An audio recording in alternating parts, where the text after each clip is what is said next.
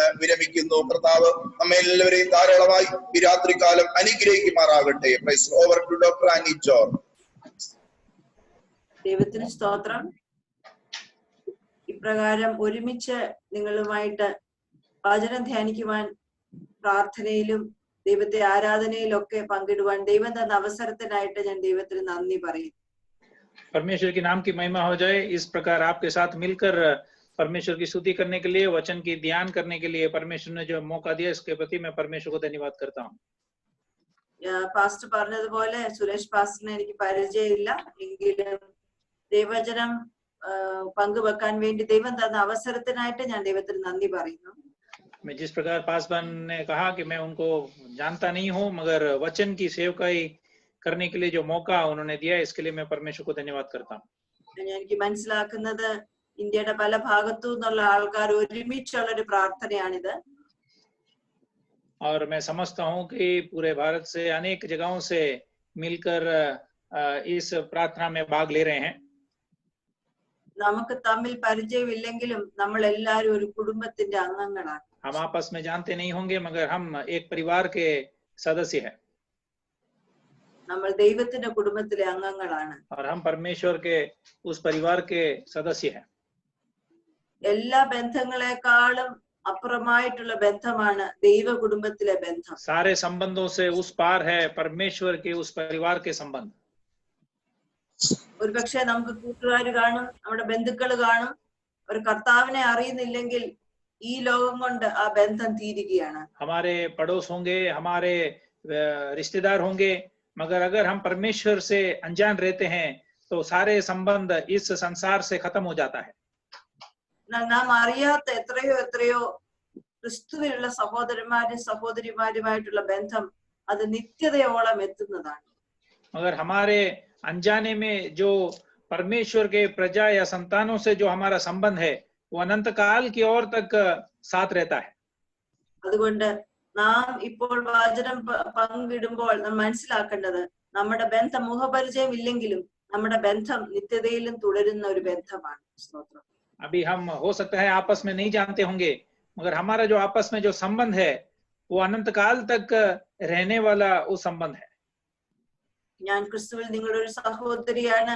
എളിയ വചനം സംസാരിക്കാനായിട്ട് ഞാൻ ആഗ്രഹിക്കുന്നു. और मसीह में आपका एक नम्र बहन हूं मैं, जो परमेश्वर के वचन आपके बीच में रखना चाहूंगी.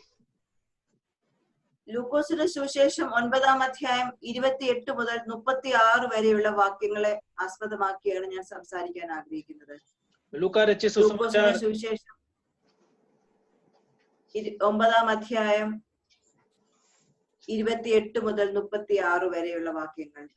लूका रचित सुसमाचार 9वीं अध्याय 28वीं वचन से लेकर 36वीं वचन तक हम मनन करेंगे. ഈ വേദഭാഗങ്ങളിൽ നിങ്ങൾക്ക് പലർക്കും അറിയാം, മറുരൂപമലയിൽ യേശുവിനുണ്ടായ രൂപാന്തരത്തെ കുറിച്ചാണ് നാം വായിക്കുന്നത്. हम जानते हैं कि उस मरुरूप जो पहाड़ में यीशु मसीह जो रूपांतरण के अनुभव किया, उस बात पर इस वचन है.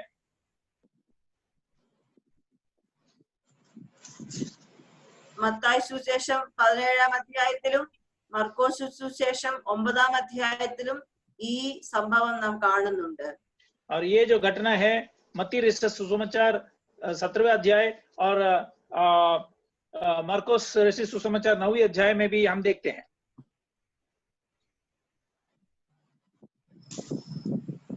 മത്തായിലും മർക്കോസിലും ലൂക്കോസിലും പരിശുദ്ധാത്മാവ് വിവരിച്ച ഒരു സംഭവമാണ് യേശുക്രിസ്തുവിന്റെ മറുരൂപമലയിലുള്ള അനുഭവം.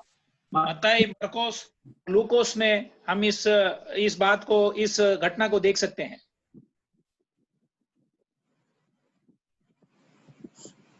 ഇവിടെ നാം കാണുന്നത് ഇതിന് തൊട്ടു മുമ്പുള്ള ഭാഗങ്ങളിൽ യേശു ശിഷ്യന്മാരോട് ചോദിക്കുന്നുണ്ട്, ഞാൻ ആരാണെന്നാണ് ജനം പറയുന്നത്? ജനം എന്നെ ആരെന്ന് പറയുന്നു?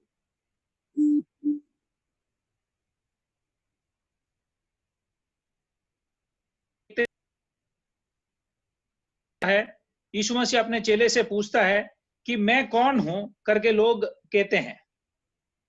പലരും യേശുവിനെ കുറിച്ച് പലതും പറഞ്ഞെങ്കിലും ശിഷ്യന്മാർ നിന്നെ കുറിച്ച് എന്ത് പറയുന്നു എന്ന് ചോദിക്കുന്നു. और अनेक लोग मेरे बारे में बहुत कुछ बोले, मगर आप जो चेले हैं, आप मेरे बारे में क्या समझते हैं करके उन्होंने पूछा. മറ്റുള്ളവർ പറയുന്നുണ്ട് നിങ്ങൾ യേശു യോഹന്നാനാണെന്ന്, അല്ലെ ഏലിയാവാണെന്ന്. പക്ഷെ നിങ്ങൾ എന്നെ ആരെന്ന് പറയുന്നു? और लोग मुझे एलिया कहते होंगे, मगर आप लोग मेरे बारे में क्या कहते हैं? അപ്പോൾ പത്രോസ് പറയുന്നു, നീ ക്രിസ്തു. तब प्रेरित पत्रोस ने कहा कि आप मसीह हैं. ദൈവമാണ് പത്രോസിന് ഇത് വെളിപ്പെടുത്തി കൊടുത്തതെന്ന് യേശു പത്രോസിനോട് പറയുന്നുണ്ട്. और यीशु मसीह पत्रोस से कहता है कि परमेश्वर पिता ने आपको इस बात को प्रकट किया है. ആ സമയം മുതൽ യേശു പറയുകയാണ്, ഞാൻ ജെറുസലേമിൽ പോയി മരിക്കും. उस समय से यीशु मसीह उनसे कहता है कि मैं यरूशलेम में जाके मैं मरूंगा, മൂന്നാം ദിവസം ഉയർത്തെഴുന്നേൽക്കും. और तीसरा दिन मैं जी उठूंगा. മത്തായിലും മർക്കോസിലും ലൂക്കോസിലും ഇതേ അനുഭവം പറയുന്നുണ്ട്. मत्ताई, मरकोस और लूकोस, वो तीनों अध्याय पुस्तकों में यही बात कहता है.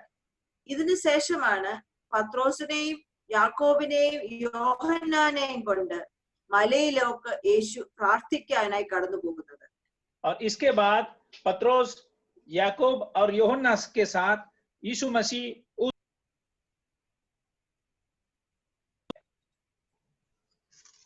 ഇവിടെ ഞാൻ കാണുന്നത് മറുവ മലയിലെ ഒരു അനുഭവം ഒരു ക്ഷണമായിട്ടാണ് നാം കാണുന്നത്. यहाँ जो इस पहाड़ पे जो बात हुई वो एक आमंत्रण देके होने वाली बात है. ദൈവം യേശു പത്രോസിനെയും യാക്കോബിനെയും യോഹന്നാനെയും ക്ഷണിക്കുകയാണ്. यहाँ देखिए, यीशु पत्रोस को, याकूब को और यूहन्ना को आमंत्रण दे रहा है. ദൈവം അവരെ ചിലതിനായി ക്ഷണിക്കുന്നു. परमेश्वर देखिए उन चेलों को कुछ बातों के लिए आमंत्रण कर रहा है. ഈ മറുവമലയിലെ അനുഭവം നമുക്ക് പറഞ്ഞു തരുന്നത് ദൈവം നമ്മളെ 3 രീതിയിൽ ക്ഷണിച്ചുകൊണ്ടിരിക്കുകയാണ്. और इस रूपांतरण वाली इस पहाड़ में जो बात हमें इस बात को दिखाता है कि परमेश्वर हमें 3 प्रकार से बुला रहा है. ആദ്യത്തെ ഒരു ക്ഷണം ദൈവത്തോടു കൂടെ സമയം ചിലവിടുവാൻ, ദൈവത്തെ അനുഭവിക്കുവാൻ, ദൈവത്തിന്റെ നന്മയും മഹത്വവും മനസ്സിലാക്കാൻ ദൈവം നമ്മളെ ക്ഷണിക്കുന്നു. सबसे पहले परमेश्वर हमें उनके साथ समय बिताने के लिए, उसकी महिमा को पहचानने के लिए वो हमें आमंत्रण कर रहा है, बुला रहा है. ദൈവം നമ്മളെ ക്ഷണിക്കുകയാണ്. परमेश्वर हमें बुला रहा है അവന്റെ കൂടെ സമയം ചിലവിടാൻ, और उसके साथ समय बिताने के लिए, അവനെ അനുഭവിക്കുവാൻ, उसको महसूस करने के लिए, അവന്റെ നന്മയും അവന്റെ കരുണയും നാം അനുഭവിക്കുവാൻ. उसकी भलाई को और उसकी करुणा को हम अनुभव करने के लिए. ഈ കഥയൊന്ന് ഞാൻ പറഞ്ഞോട്ടെ. ये एक जो कहानी मैं आपको बताऊंगा. പത്രോസിനെയും യോഹന്നാനെയും യാക്കോബിനെയും കൂട്ടിക്കൊണ്ട് യേശു മലയിൽ പ്രാർത്ഥിക്കാനായി കടന്നുപോയി. पत्रोस, याकूब और यूहन्ना के साथ मिलकर यीशु मसीह उस पहाड़ के ऊपर प्रार्थना करने के लिए चले. പ്രാർത്ഥിച്ചുകൊണ്ടിരിക്കുമ്പോൾ യേശുവിന്റെ മുഖം മാറി. और जब प्रार्थना कर रहे थे तब उनका जो रूप है वो बदल गया, मसीह का. ഉടുപ്പ് വെള്ളയായി. और उसका वस्त्र श्वेत हो गया. 2 പുരുഷന്മാർ അവനോട് സംസാരിച്ചു. और 2 पुरुष उनके साथ बात कर रहे थे, മോശയും ഏലിയാവും. मूसा और एलिया. അവിടെ അവർ തേജസ്സിലാണ് ഇവർക്ക് പ്രത്യക്ഷനായത്. और वहां देखिए वे महिमा में उनको प्रकट हुआ. യെരുശലേമിൽ യേശു മരിക്കുന്ന വിധത്തെ കുറിച്ചൊക്കെ അവർ സംസാരിച്ചു. और यरूशलेम में जो बात होने वाले थे या उसके मरने की चर्चा वे कर रहे थे. എന്നാൽ പത്രോസ് കൂടെയുള്ളവർ ഉറങ്ങുകയായിരുന്നു. मगर पत्रोस और जो साथ में थे वे वहां सो रहे थे. അവരുണർന്നപ്പോൾ ഈ രണ്ട് പുരുഷന്മാരെയാണ്.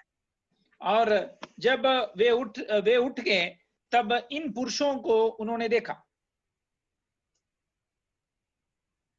അവര് അവിടുന്ന് മാറിപ്പോകുന്ന സമയത്ത് പത്രോസ് പറയുകയാണ്, നമുക്കിവിടെ ഇരിക്കാം, ഞാൻ 3 കൂടാരം ഉണ്ടാക്കാം. और जब वे वहां से निकलने की तैयारी कर रहे थे तब पत्रोस उनको देखकर कहता है कि आप यहीं रहो, मैं आपको रहने के लिए यहाँ 3 मंडप बनाऊंगा. ഒന്ന് യേശുവിന്, ഒന്ന് ഏലിയാവിന്, ഒന്ന് മോശയ്ക്ക്. और एक यीशु के लिए, एक एलिया के लिए और एक मूसा के लिए. അത് പറയുമ്പോൾ തന്നെ മേഘം വന്ന് മൂടി അവരെ. और जैसे वो बोल रहा था तभी देखिए एक बादल आकर वहां छा गया. മേഘത്തിൽ നിന്നൊരു ശബ്ദം കേട്ടു, ഇവൻ എന്റെ പ്രിയപുത്രൻ, ഇവന് ചെവി കൊടുപ്പീൻ. और उस बादल से एक आवाज आया कि यह मेरा प्रिय पुत्र है और इस पर इसकी सुनो. ഇതാണ് ഈ സംഭവം. और ये बात वहां हुई. ഇവിടെ ആദ്യം നാം കാണുന്ന ക്ഷണം ക്രിസ്തുവിനോടുകൂടെ, ദൈവത്തോടുകൂടെ സമയം ചെലവിടുവാൻ ദൈവം നമ്മളെ വിളിക്കുകയാണ്.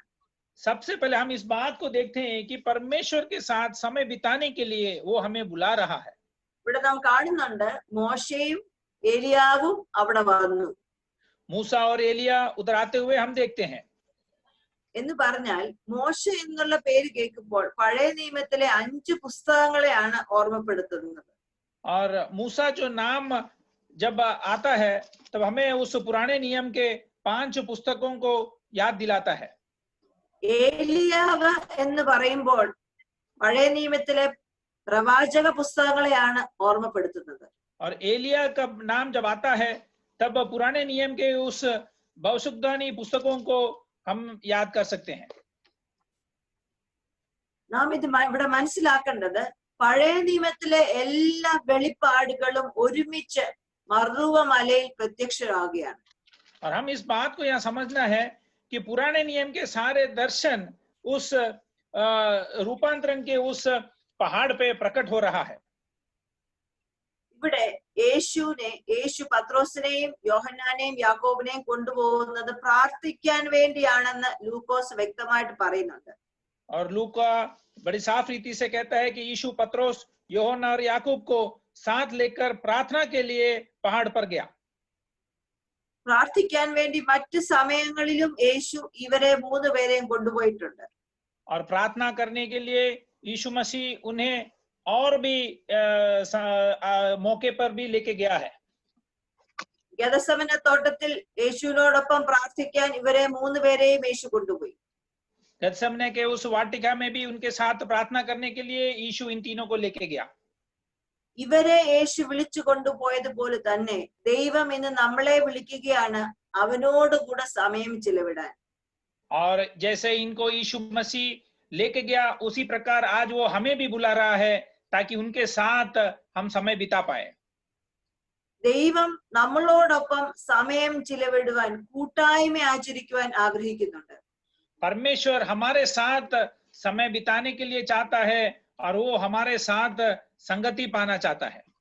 ഉൽപ്പത്തി പുസ്തകത്തിൽ നാം വായിക്കുന്നുണ്ട്, വെയിലാറുമ്പോൾ ആദാമിനോടും ഹവ്വായോടും കൂടെ ഇറങ്ങി വരുന്ന ഒരു ദൈവം. उत्पत्ति के उस किताब में हम देखते हैं कि सांझ होते हुए जब सूरज ढल जाता है तब आदम और हव्वा के साथ समय बिताने के लिए इच्छा रखा हुआ परमेश्वर. പിന്നെയും നാം കാണുന്നു പഴയ നിയമത്തിൽ ദൈവം പല വ്യക്തികൾക്കും പ്രത്യക്ഷനായി. और भी हम देखते हैं कि पुराने नियम में परमेश्वर अनेकों को प्रकट हुआ. സമാഗമന കൂടാരം പണിയുന്ന സമയത്ത് ദൈവം പറഞ്ഞത്, എനിക്ക് നിങ്ങളുടെ ഇടയിൽ വസിക്കണം. और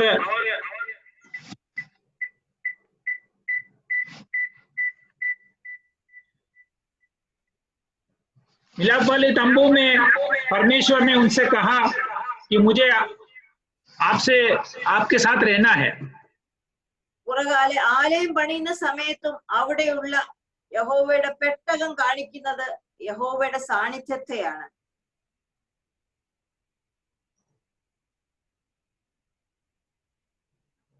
रहा है जो इसमें आवाज क्यों नहीं आ रहा है?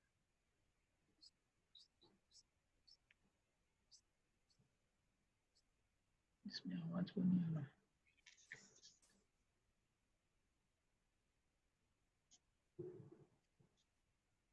Hello hello. ആന്റി പറഞ്ഞു.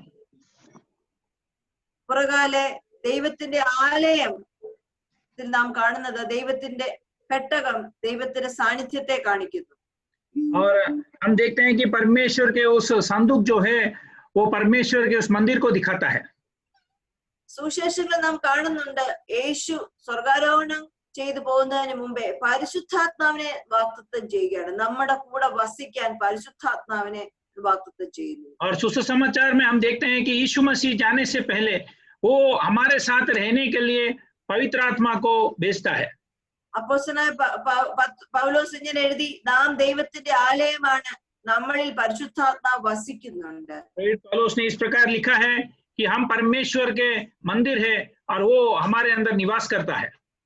നാം മനസ്സിലാക്കേണ്ടത് ദൈവത്തോടു കൂടെ സമയം ചെലവഴിക്കുന്നത് ഒരു അനുഗ്രഹമാണ്, ഒരു പദവിയാണ്.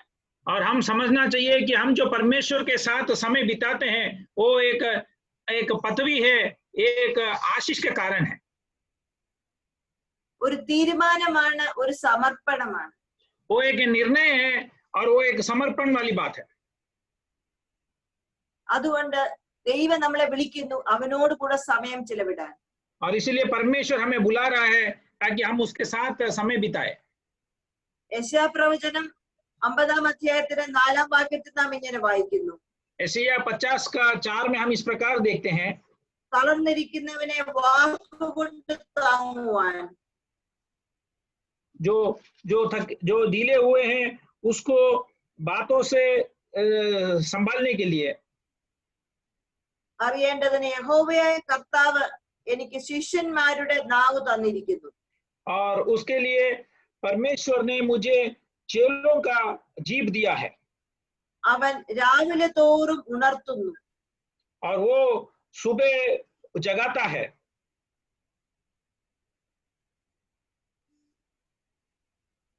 ശിഷ്യന്മാരെ പോലെ കേൾക്കേണ്ടതിന് അവൻ എന്റെ ചെവി ഉണർത്തുന്നു.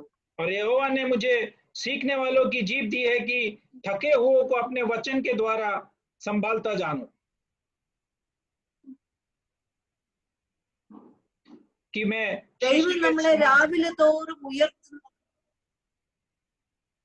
परमेश्वर हमें सुबह उठाता है. അവന്റെ ശബ്ദം കേൾക്കുന്ന ഒരു ചെവി നമ്മളിൽ ഉണ്ടാകേണ്ടതിനാണ്. उसके आवाज को सुनने का एक कान हमारे अंदर उपलब्ध होना है. ക്രിസ്തുവിന്റെ ശിഷ്യരായ നാം അവനോട് കൂടെ സമയം ചിലവഴിക്കണം. मसीह के चेले जो हम हैं, हम उसके साथ समय बिताना है. ഒരുപക്ഷെ നിങ്ങൾ സൺഡേ സ്കൂൾ ടീച്ചർ ആയിരിക്കാം. हो सकता है आप संडे स्कूल के अध्यापिका होंगे, വർഷിപ്പ് ലീഡ് ചെയ്യുന്നവരായിരിക്കാം, आराधना चलाने वाले होंगे, സഭയിൽ പല കാര്യങ്ങൾ ചെയ്യുന്നവരായിരിക്കാം, कलीसिया में अनेक बातें करने वाले होंगे, സഭയിൽ ശുശ്രൂഷിക്കുന്നവരായിരിക്കാം. कलीसिया में सेवकाई करने वाले होंगे. തളർന്നിരിക്കുന്നവരെ താങ്ങേണ്ടതിന് നാം അവനിൽ നിന്ന് കേൾക്കേണ്ടത് ആവശ്യമുണ്ട്. और जो थके हुए हैं उनको शांति और दिलासा देने के लिए हमें उनकी बातों को सुनना जरूरी है. അവനോട് കൂടെ സമയം ചിലവിട്ടില്ലെങ്കിൽ തളർന്നിരിക്കുന്നവരെ താങ്ങുവാൻ നമുക്ക് അറിയാതെ വരും. अगर हम उनके साथ समय नहीं बिताएंगे तो जो थक जाते हैं उनको हम दिलासा किस प्रकार पहुंचा सकता है, उस बात से हम अनजान रहेंगे. തകർന്നിരിക്കുന്നവരെ പണിയുവാൻ, തകർന്നിരിക്കുന്നവർക്ക് സൗഖ്യം തരുവാൻ, വിടുവിക്കുവാൻ നാം ദൈവത്തോടു കൂടെ സമയം ചിലവഴിക്കണം. और टूटे हुओं को दिलासा देने के लिए, उनको बातों को समझाने के लिए हमें परमेश्वर के साथ बैठना जरूरी है. ഞാൻ നിങ്ങളോട് ചോദിക്കട്ടെ, ദൈവവുമായി സമയം ചിലവിടുവാൻ ഒരു സമയം നിങ്ങൾക്ക് പ്രത്യേകമായിട്ടുണ്ടോ? क्या मैं आपसे पूछता हूँ कि परमेश्वर के साथ समय बिताने के लिए आपने समय अलग किया है? നമുക്ക് എല്ലാത്തിനും സമയമുണ്ടല്ലോ. കഴിക്കാൻ സമയം, ഒരുങ്ങാൻ സമയം, ജോലി ചെയ്യാൻ സമയം, കൂട്ടുകാരുമായി സമയം ചെലവിടാൻ സമയം. हमारे पास हर बात के लिए समय है, खाने के लिए समय है, नौकरी करने के लिए समय है, दोस्तों के साथ, मित्रों के साथ समय बिताने के लिए हमारे पास है। എന്നാൽ ദൈവത്തോടു കൂടെ ചിലവിടാൻ നമുക്ക് സമയമുണ്ടോ? अगर क्या परमेश्वर के साथ समय बिताने के लिए हमारे पास है? നാം പലരും ഭവനത്തിന് പുറത്തു പോയി ജോലി ചെയ്യുന്നവരാണ്. हम अधिक लोग घर से बाहर जाकर काम करने वाले हैं, പലരും ഭവനത്തിൽ ഇരുന്ന് ജോലി ചെയ്യുന്നവരാണ്. ज्यादा से और कुछ लोग घर के अंदर बैठकर काम करने वाले हैं। ആൺകുട്ടികൾക്കും പെൺകുട്ടികൾക്കും അവർക്ക് പഠിക്കാനുണ്ട്, അവർക്ക് കളിക്കാൻ എല്ലാം സമയമുണ്ട്. और नौजवानों को, बच्चों को खेलने के लिए, पढ़ाई करने के लिए भी समय है। എന്നാൽ അവനോടൊപ്പം ദൈവത്തോടൊപ്പം ചെലവിടാൻ നമുക്ക് സമയമുണ്ടോ? मगर क्या उनके साथ और परमेश्वर के साथ बिताने के लिए हमारे पास समय है? നാം മനസ്സിലാക്കുക, അവനില്ലാതെ ഒരു ജീവിതം ഒരു തോൽവിയുടെ ജീവിതമാണ്. हम समझने इस बात को समझना है, मसीह के बगैर जो जिंदगी हम बिताते हैं वो हरावट की ओर हमें ले जाएगा। യേശു പറയുന്നു, അവനെ കൂടാതെ നമുക്കൊന്നും ചെയ്യാൻ സാധിക്കില്ല. यीशु कहता है कि उसके बगैर हम कुछ कर नहीं पाएंगे। യേശു ആരാണെന്ന് നാം മനസ്സിലാക്കി കഴിയുമ്പോൾ അവനോടുകൂടെ സമയം ചിലവിടുന്നത് നമ്മുടെ ജീവിതത്തിലെ പ്രാധാന്യ ഒരു यीशु വിഷയമാണ്. कौन है करके जब हम पहचान जाएंगे, तब उसके साथ समय बिताना हमारा जिंदगी का एक अहम बात हो जाती है। നമ്മളെ സ്വർഗസ്ഥലങ്ങളിൽ ഇരുത്താൻ അവൻ സ്വർഗത്തിൽ നിന്ന് താഴോട്ട് ഇറങ്ങി വന്നു. वो हमें स्वर्ग की जगहों में बिठाने के लिए वो स्वर्ग छोड़कर इस निचली जगहों पर आया। ദൈവം പോലും തന്നെ തള്ളിക്കളഞ്ഞു എന്നുള്ള അവസ്ഥ വരെ യേശു വന്നു. കാരണം നമ്മെ ദൈവം സ്വീകരിക്കാൻ. पिता परमेश्वर से भी ठुकराया जाने की एक अवस्था तक यीशु मसीह आ पहुंचा था, क्योंकि उन्होंने हमसे प्रेम किया। അവൻ എല്ലാവരാലും ത്യജിക്കപ്പെട്ടു. കാരണം നാം ദൈവത്തിന്റെ സ്നേഹിതൻ എന്ന് വിളിക്കപ്പെടുവാൻ. वो सबसे इनकार किया गया ताकि हम परमेश्वर के पुत्र कहला जाए। അവൻ തകർക്കപ്പെട്ടു കാരണം എനിക്ക് സൗഖ്യം കിട്ടാൻ. वो टूटा गया ताकि मैं चंगा हो जाऊं। അവൻ ശാപമായി എനിക്ക് അനുഗ്രഹം നൽകാൻ. और वो मैं आशीष पाऊं, इसीलिए वो श्रापित हो गया। അവൻ മരിച്ചു കാരണം എനിക്ക് നിത്യജീവന് വേണ്ടി. और वो मरा ताकि मैं अनंत काल की जिंदगी को हासिल करूं। ഞാൻ നിങ്ങളോട് ചോദിക്കട്ടെ, ഇതേപോലെ ആരെങ്കിലും നിങ്ങൾക്ക് വേണ്ടി എനിക്ക് വേണ്ടി ചെയ്തിട്ടുണ്ടോ? आज मैं आपसे पूछता हूं कि इस प्रकार किसी ने भी मेरे लिए या आपके लिए ऐसे किया है क्या? അല്ലെങ്കിൽ ആരെങ്കിലും ഇപ്രകാരം നമുക്ക് വേണ്ടി ചെയ്യുമോ? और क्या नहीं तो ऐसे कोई भी हमारे लिए कर सकता है? എന്നിട്ട് എന്തുകൊണ്ട് നാം നമ്മുടെ ജീവിതത്തിന്റെ ഒരു പ്രധാന സമയം ദൈവത്തോടു കൂടെ ചെലവിടുവാൻ വിസമ്മതിക്കുന്നു? इतना समझने के बावजूद हम क्यों हमारे जिंदगी के एक अहम समय उसके साथ बिताने के लिए अलग नहीं कर पाते हैं? എല്ലാ ദിവസവും ഒരു കൃത്യമായ സമയം യേശുവിനോടുകൂടെ ചെലവിടുവാൻ നിങ്ങൾ ഒരുങ്ങുക. हर दिन एक अलग समय उसके साथ बिताने के लिए हम तैयार हो जाए।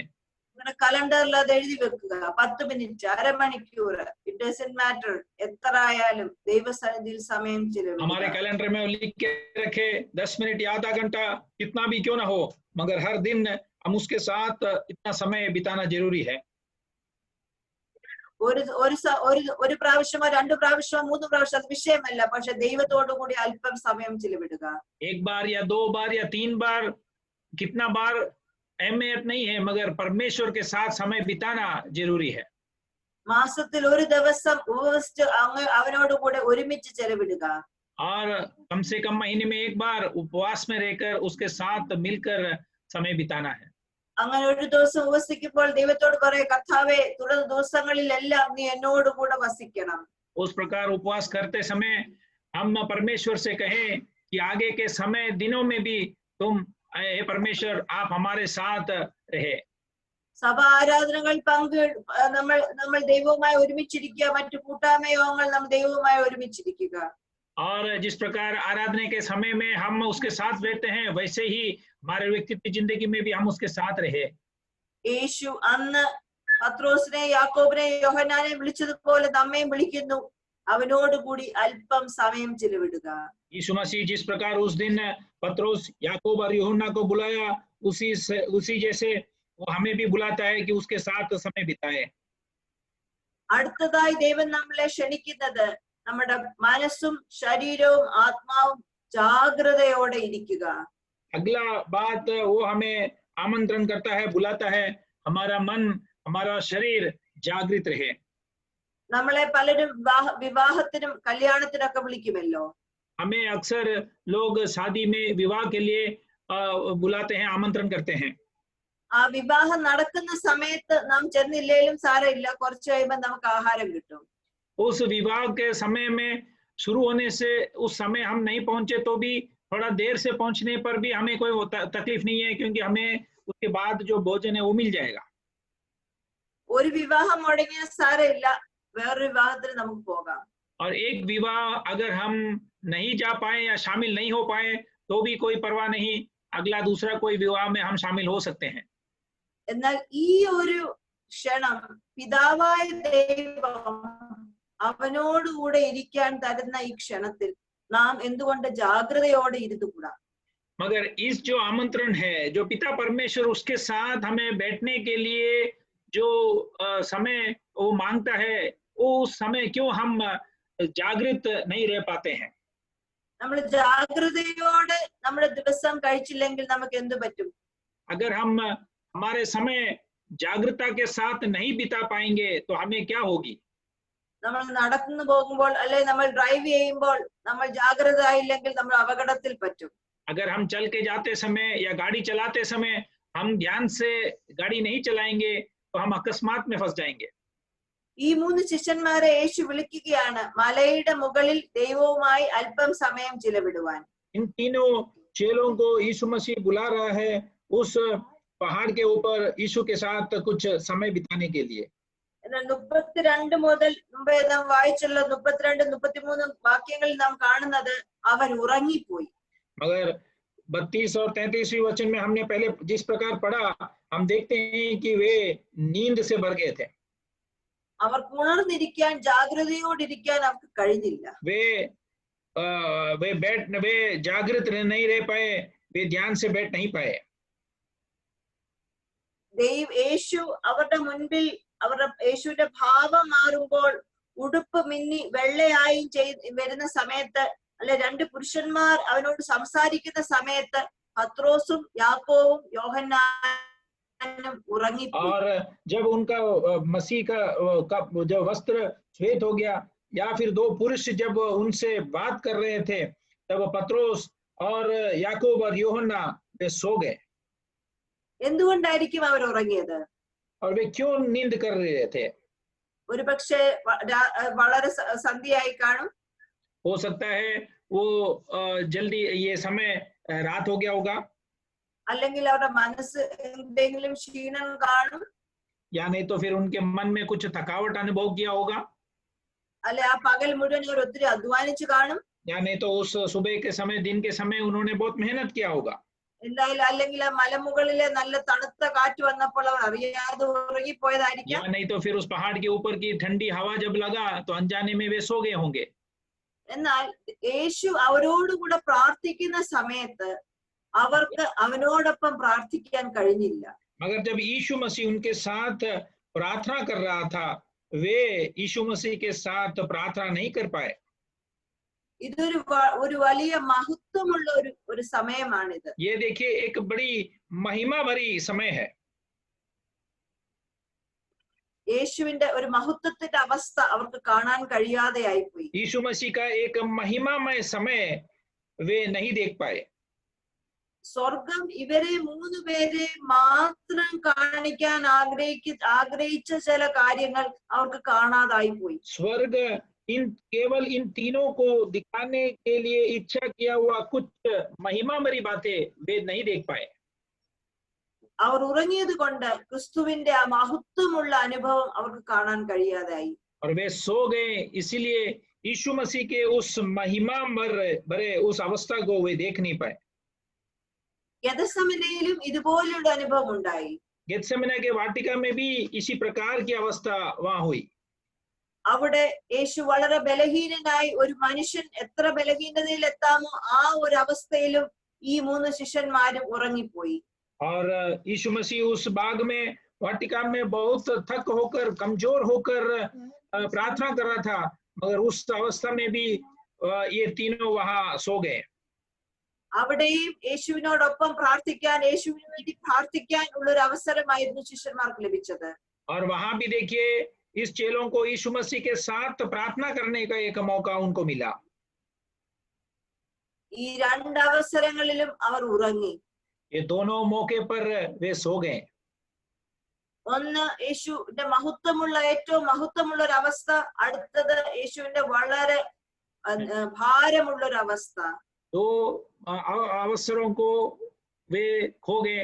एक पहला यीशु मसीह का एक अच्छा महिमा भरा समय, और दूसरा जहाँ यीशु मसीह दर्द के साथ, बहुत बोझ के साथ बैठकर प्रार्थना करने का उस समय.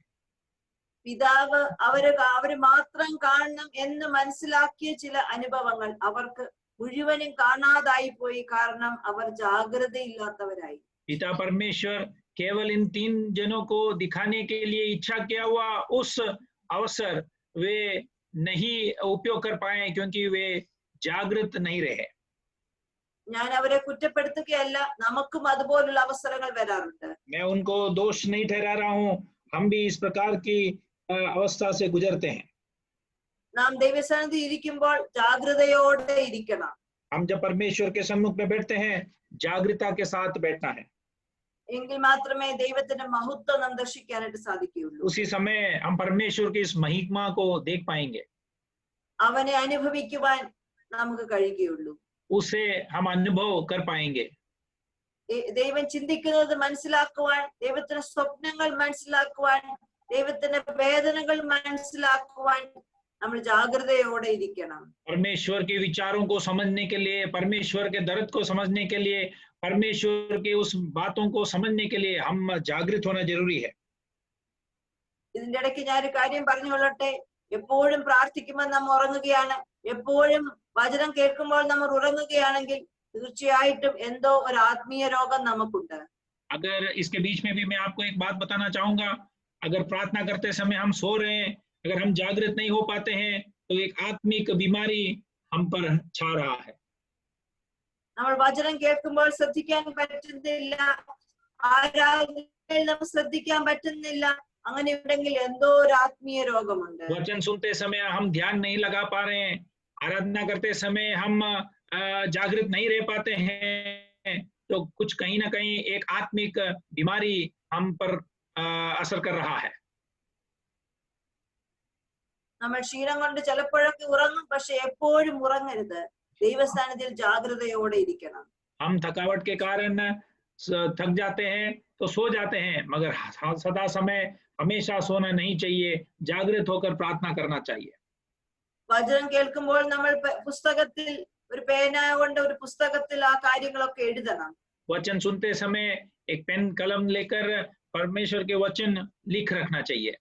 വചനം വായിക്കുമ്പോൾ പുസ്തകം തുറന്ന്, ബൈബിൾ തുറന്ന് ആ വചനം നാം ഒരുമിച്ച് വായിക്കണം. वचन पढ़ते समय परमेश्वर के उस बाइबल को खोलकर हम साथ मिलकर उस वचन को पढ़ना है. കാരണം നമ്മൾ ജാഗ്രതയോടിരുന്നില്ലെങ്കിൽ ഈ ശിഷ്യന്മാരെ പോലെ ദൈവത്തെ നമ്മളെ കാണിക്കാനുള്ള മഹത്വം നഷ്ടമായി പോകും. अगर हम जागृत नहीं रहते हैं, तो जिस प्रकार परमेश्वर ने उस चेलों को अपने महिमा दिखाना चाहा, उस प्रकार की बातें हम नहीं देख पाएंगे. നമ്മൾ അവസരങ്ങളെ നഷ്ടപ്പെടുത്തരുത്. ദൈവസന്നിധിയിൽ ജാഗ്രതയോടെ ഇരിക്കണം. हम हमारे अच्छे मौकों को नहीं खोना चाहिए, परमेश्वर के सम्मुख में जागृता के साथ बैठना है. നമ്മൾ ഇത്രയും നേരം ശ്രദ്ധിച്ചത് രണ്ട് രീതിയിലുള്ള ഒരു ക്ഷണമായിരുന്നല്ലോ. हम इससे इतने समय तक दो प्रकार के उस आमंत्रण के बारे में हमने सीखा. ആദ്യത്തെ ക്ഷണം ദൈവത്തോടു കൂടെ സമയം ചെലവിടുവാനുള്ള ഒരു ക്ഷണമായിരുന്നു. पहला जो आमंत्रण है, परमेश्वर के साथ समय बिताने के लिए जो आमंत्रण दिया है. രണ്ടാമത്തെ ക്ഷണം നമ്മൾ ജാഗ്രതയോടെ ഇരിക്കുക, നമ്മുടെ മനസ്സും ശരീരവും ആത്മാവും ദൈവസന്നിധിയിൽ ജാഗ്രതയോടെ ഇരിക്കുവാൻ. और दूसरा जो आमंत्रण है, वो हम ध्यान के साथ, जागृति के साथ बैठना है. हमारा मन, हमारा शरीर, हमारा विचार सब एक मन के साथ रहना है, जागृता के साथ रहना है. എന്നാൽ മൂന്നാമത്തെ ക്ഷണം നാം കാണുന്നത് ലൂക്കോസ് 9:34 മുതൽ 36 വരെയുള്ള വാക്യങ്ങളിലാണ്. और तीसरा जो आमंत्रण है, लूका रचित सुसमाचार 9वीं अध्याय उसकी 34वीं वचन से 36वीं वचन तक हम देखते हैं। ഇവിടെ നാം കാണുന്നത് ദൈവം നമ്മളെ ക്ഷണിക്കുന്നത് ദൈവത്തിന് അല്ലെങ്കിൽ യേശുവിന് വില കൊടുക്കുവാനാണ്. और यहाँ हम देखते हैं कि परमेश्वर जो हमें आमंत्रण देता है ताकि हम परमेश्वर को मूल्य दे। നാം ദൈവസ്ഥാനത്ത് ഇരിക്കുമ്പോൾ വലിയ സ്വർഗീയമായ അനുഭവങ്ങൾ നമുക്ക് ലഭിക്കുവാനായിട്ട് സാധിക്കും. हम जब परमेश्वर के सम्मुख में बैठते हैं तो उस स्वर्गीय अनुभवों को हम पा सकते हैं.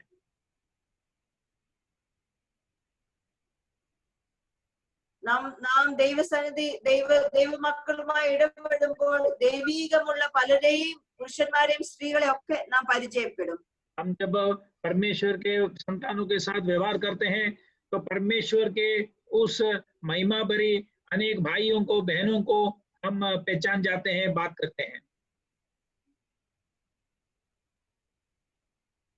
ഇതേപോലെയുള്ള ആത്മീയ അനുഭവങ്ങൾക്കോ ദൈവീകമുള്ള വ്യക്തികൾക്കോ അല്ല നാം വില കൊടുക്കേണ്ടത്. इस प्रकार की आत्मिक लोगों को हम ज्यादा महत्व नहीं देना चाहिए. ദൈവത്തിന് യേശുവിന് നാം വില കൊടുക്കണം. हम परमेश्वर को या मसीह को महत्व देना चाहिए.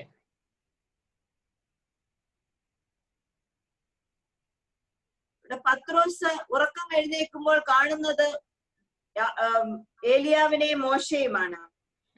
पत्रोस नींद करके जब उठता है तब एलिया और मूसा को देखता है.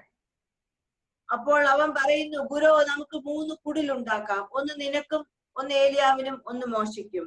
और तब वो उनसे कहता है कि गुरु हम यहाँ 3 तंबू बनाएंगे, एक आपके लिए, एक मूसा के लिए और एक एलिया के लिए.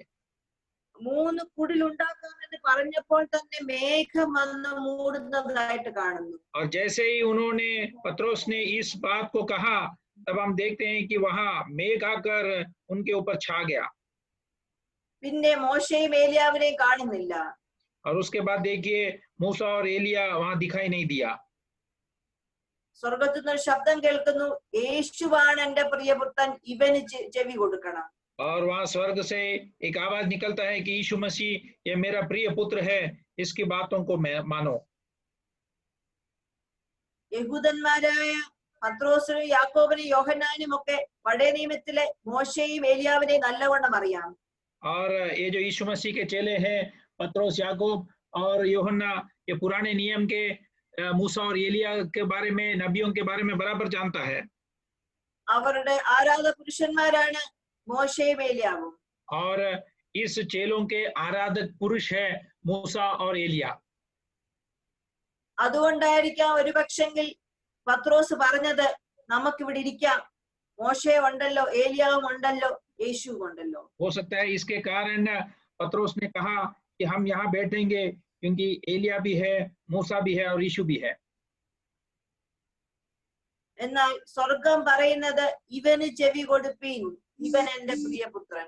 मगर वहां देखिए स्वर्ग कहता है कि इनके कहना को मानो क्योंकि ये मेरा प्रिय पुत्र है.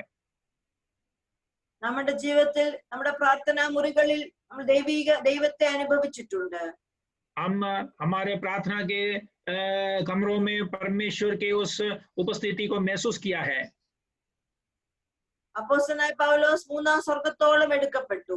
प्रेरित पौलुस तीसरी स्वर्ग तक उठा लिया गया है. അതിനേക്കാൾ എല്ലാം വലുതാണ് ദൈവത്തിന്റെ കൃപയെന്ന് അപ്പോസ്തലനായ പൗലോസിന് മനസ്സിലായി. और प्रेरित पौलुस को समझ में इस बात समझ गया कि उन सारे बातों से बढ़कर है परमेश्वर की उस अनुग्रह. നമ്മുടെ ജീവിതത്തിൽ ദൈവം തരുന്ന എല്ലാ ആത്മീയ അനുഭവങ്ങളെക്കാളും കൂടുതലായി നാം ആഗ്രഹിക്കേണ്ട ദൈവത്തെയാണ്. और हमारे जिंदगी में परमेश्वर देने वाले सारे आत्मिक आशीषों से बढ़कर हम परमेश्वर को चाहना चाहिए. നമ്മുടെ ജീവിതത്തിൽ നമുക്ക് ദൈവം കൂട്ടായി തരുന്ന ദൈവിക ദാസന്മാരെയും ദാസിമാരെക്കാൾ എല്ലാം നാം ആഗ്രഹിക്കേണ്ടത് ദൈവത്തെയാണ്. हमारे जिंदगी के सफर में हमारे लिए संगति के रूप में देने वाले पासवानों को, भाइयों को और बहनों को से भी बढ़कर हम परमेश्वर से इच्छा रखना है, परमेश्वर को चाहना है. അബ്രഹാമിനോട് ദൈവം പറയുന്നു, അബ്രഹാമേ ഭയപ്പെടേണ്ട, ഞാൻ നിന്റെ പരിചയം അതിമഹത്തായ പ്രതിഫലവുമാകുന്നു.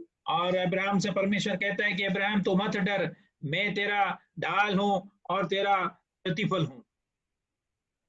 അബ്രഹാമിന് ഈ ലോകപ്രകാരമുള്ള പ്രതിഫലമല്ല, ദൈവം തന്നെയാണ് അവന്റെ പ്രതിഫലം. और अब्राहम के जिंदगी में इस संसार के रूप में जो प्रतिफल है उसके बारे में नहीं, मगर परमेश्वर ही उसका प्रतिफल है. 73 സങ്കീർത്തനത്തിൽ ആസാഫ് ഇപ്രകാരം പറയുന്നു. और 73 भजन संहिता में आसाफ इस प्रकार कहता है, 25 വാക്യം, സ്വർഗത്തിൽ എനിക്ക് ആരുള്ളൂ, ഭൂമിയിൽ നിന്നെ അല്ലാതെ ഞാൻ ഒന്നും ആഗ്രഹിക്കുന്നില്ല. इसी वचन में स्वर्ग में मेरा कौन है, और तेरा संग रहते हुए मैं पृथ्वी पर कुछ नहीं चाहता. എന്റെ മാംസവും ഹൃദയം ക്ഷയിച്ചു പോകുന്നു, ദൈവം എന്നേക്കും എന്റെ ഹൃദയത്തിന്റെ പാറയും എന്റെ ഓഹരിയുമാകുന്നു. और मेरा हृदय और मेरा मन दोनों तो हार गए हैं, परंतु परमेश्वर सर्वदा के लिए मेरा भाग और मेरा हृदय का चट्टान बना है. ദൈവത്തെയാണ് നമുക്ക് വേണ്ടത്. हम परमेश्वर को चाहना चाहिए. യെശയ്യാവ് ഒരു ദർശനം കണ്ടു. यशायाह ने एक दर्शन देखा, വലിയൊരു ദർശനമാണ് കണ്ടത്. एक बड़ा दर्शन उन्होंने देखा. പൗലോസ് കണ്ടതുപോലെ ഒരു ദർശനം. जिस प्रकार प्रेरित पौलुस ने देखा उस प्रकार का एक दर्शन. ദൈവം ഉയർന്നും പൊങ്ങിയുമുള്ള സിംഹാസനത്തിൽ ഇരിക്കുന്നു. और परमेश्वर ऊंचा उठाया हुआ उस एक सिंहासन पर बैठा हुआ उन्होंने देखा. സാറാഫുകൾ പറക്കുന്നു, പാടുന്നു. और सराफ जो है वो उड़ रहे हैं और गीत गा रहे हैं. ഇപ്രകാരമുള്ള സ്വർഗീയ അനുഭവം അവന് ലഭിച്ച ശേഷവും അവൻ പറയുകയാണ്, ദൈവമേ എനിക്ക് നിന്നെ വേണം എന്റെ ജീവിതം മാറ്റിമറിക്കുവാൻ. इस प्रकार का एक स्वर्गीय दर्शन उनके जिंदगी में उन्होंने देखने के बावजूद वो कहता है कि हे परमेश्वर, मैं आपको चाहता हूँ और मेरे जिंदगी को बदल दे. അതുകൊണ്ടാണ് എബ്രായ ലേഖനം 12 അധ്യായത്തിൽ നാം ഇങ്ങനെ വായിക്കുന്നത്. और इसलिए इब्रानियों की पत्री 12वें अध्याय में हम इस प्रकार पढ़ते हैं, അനേക സാക്ഷികളുടെ സമൂഹം നമ്മുടെ ചുറ്റും നിൽപ്പുണ്ട്. अनेक उस गवाही का एक झुंड हमारे चारों ओर घेरा हुआ है. അത് ആബേല് മുതലുള്ള ഒരു നീണ്ട പട്ടികയാണ്. आबेल से शुरू होने वाली एक लंबा सूची है. ഇവിടെ ഏതാനും ചില പുരുഷന്മാരുടെയും സ്ത്രീകളുടെയും പേര് പറഞ്ഞിട്ടുണ്ടെങ്കിലും അതിനുശേഷം കഴിഞ്ഞ വർഷങ്ങളിലൊക്കെ എത്രയോ സാക്ഷികളുടെ സമൂഹം നമുക്ക് ചുറ്റും നിൽക്കുന്നുണ്ട്. यहाँ केवल कुछ लोगों का नाम यहाँ लिखा हुआ है, मगर पिछले सालों में कितने इस प्रकार के गवाही के झुंड के लोग हमारे चारों ओर खड़ा है. എന്നാൽ അവരെ ആരെയും ശ്രദ്ധിച്ചു നോക്കുവാൻ പരിശുദ്ധാത്മാവ് എഴുതി വെച്ചില്ല. मगर पवित्र आत्मा ने उनको किसी को ध्यान देने के लिए नहीं लिखा है. അവർ സാക്ഷികളുടെ സമൂഹമാണ്, പക്ഷെങ്കിൽ നാം ശ്രദ്ധിച്ചു നോക്കേണ്ടത് യേശുവിനെയാണ്. वे उस गवाही का एक बड़ा झुंड है, मगर हमारा ध्यान यीशु मसीह के ऊपर होना चाहिए. കാരണം നമ്മളുടെ ഉള്ളിൽ ക്ഷീണിച്ച് മടുത്തു പോകാതിരിപ്പാൻ പാപികളാൽ തനിക്ക് നേരിട്ട ഇങ്ങനെയുള്ള വിരോധം സഹിച്ചവനെ ധ്യാനിച്ചു കൊള്ളുവീൻ. 3-ാം വാക്യം, എബ്രായർ 12:3 വാക്യം. जिसने अपने विरोध में पापियों का इतना वाद विवाद सह लिया कि तुम निराश होकर यह ना छोड़ देवे. നമ്മളുടെ മുൻപിൽ ധാരാളം സ്വർഗീയ അനുഭവങ്ങൾ ദൈവം നമുക്ക് തരും. हमारे सामने ज्यादा अधिक स्वर्गीय अनुभव परमेश्वर हमें देगा. എന്നാൽ അന്ന് പത്രോസിനെയും യാക്കോബിനെയും യോഹന്നാനെയും ഓർപ്പിച്ചതുപോലെ തന്നെ ദൈവം നമ്മളെ ഇന്നും ഓർപ്പിക്കുന്നു. मगर उस दिन जिस प्रकार पत्रोस को, याकूब को और यूहन्ना को याद दिलाया, उसी प्रकार परमेश्वर आज हमें भी याद दिला रहा है. യേശു ദൈവത്തിന്റെ പ്രിയപുത്രൻ, യേശുവിന് ചെവി കൊടുപ്പീൻ. यीशु मसीह परमेश्वर का प्रिय पुत्र है, उसके कहना मानो. 3 തരത്തിലുള്ള ക്ഷണമാണ് നാം ഇവിടെ കണ്ടത്. आज 3 प्रकार के आमंत्रण को हमने देखा. ഒന്ന്, ദൈവം നമ്മളെ ക്ഷണിക്കുന്നത് ദൈവത്തോടൊപ്പം സമയം ചിലവിടുവാൻ. सबसे पहले वो हमें आमंत्रण देता है, बुलाता है, ताकि हम उसके साथ समय बिताए. രണ്ടാമത്തെ ക്ഷണം നമ്മുടെ മനസ്സും ശരീരവും ആത്മാവും ജാഗ്രതയോടെ ഇരിക്കുവാൻ. दूसरा आह्वान जो है हमारे मन, शरीर और आत्मा जागृता के साथ रहने के लिए.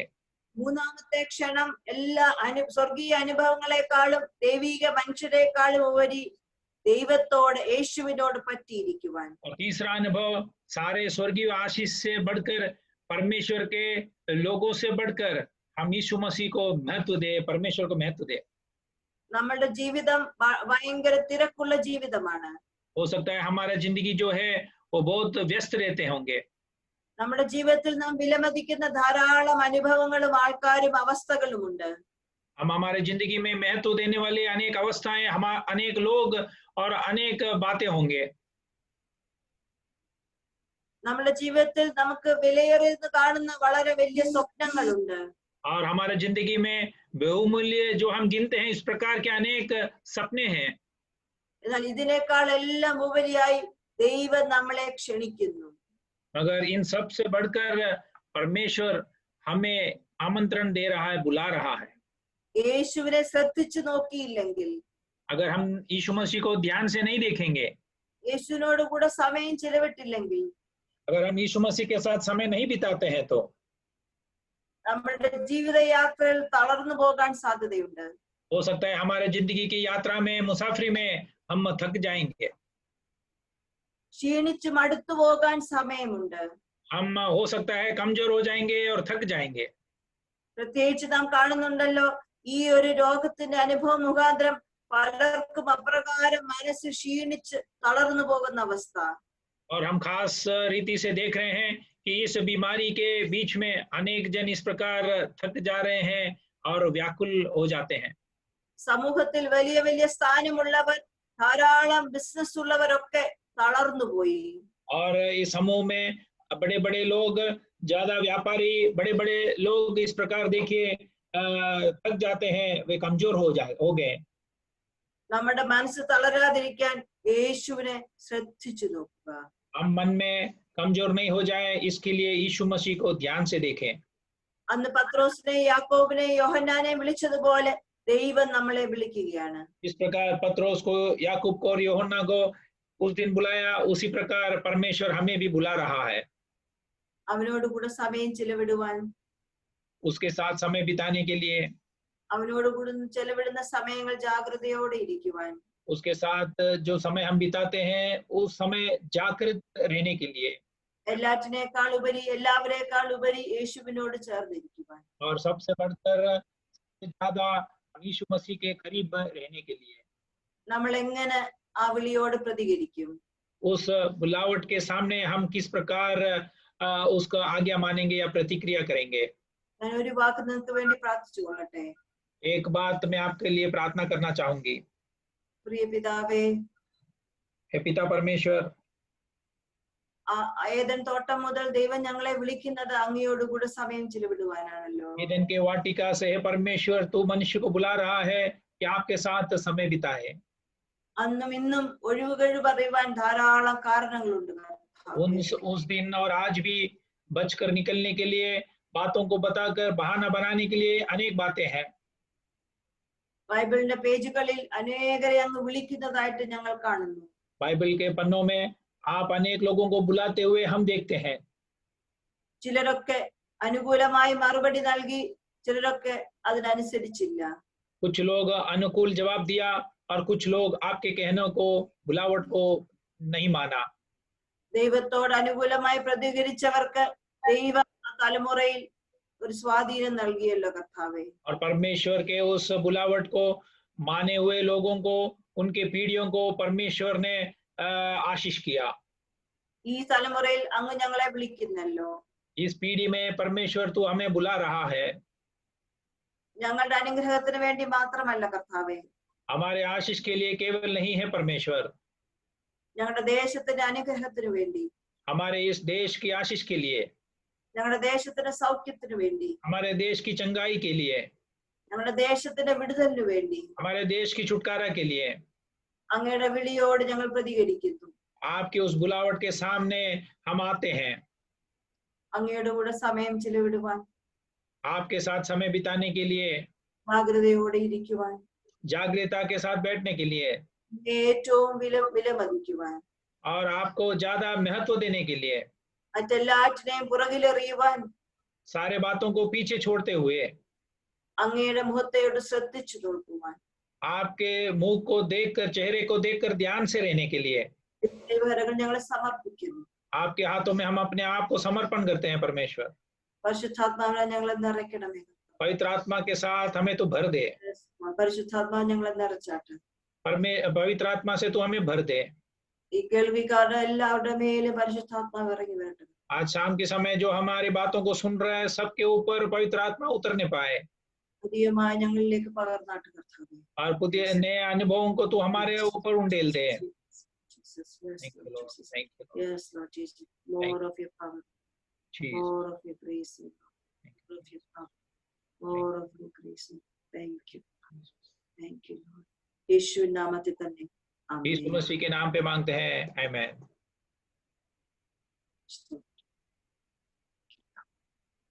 Jesus. Jesus. Thank you, Lord. Thank you. നിങ്ങളെല്ലാവരെയും ദൈവം അനുഗ്രഹിക്കട്ടെ. आप सबको परमेश्वर आशीष करे.